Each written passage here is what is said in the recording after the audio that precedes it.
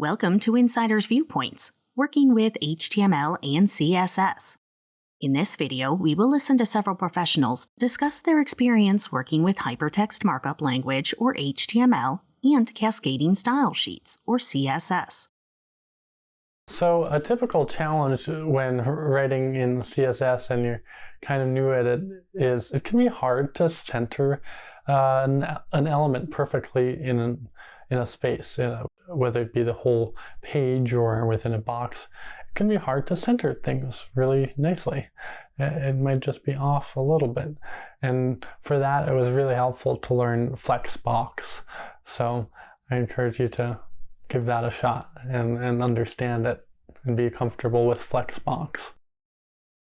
While working with HTML and CSS, sometimes the main challenge is finding the errors or bugs in your code.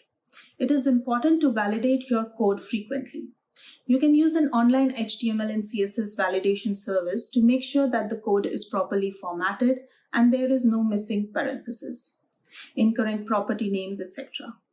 To find out any CSS errors, you can also use developer tools in browser. Another challenge is testing the code on different browsers. Some of the old browsers do not support modern HTML features. Once you have decided on the technologies you would be using, it is a good idea to research the browsers that would support these features. You should also add fallback mechanisms to your HTML code for browsers not supporting the new features. For example, if you're using HTML5 video, you can add a link to download video as a fallback option for browsers that don't support the HTML5 video player. My answer is going to focus on CSS since it is far more complex than HTML. In my opinion, it's unthinkable to tackle cross-platform CSS without using a framework. So the challenge, becomes then, how do you pick your framework? And here's some ideas. Bootstrap is one of the most popular.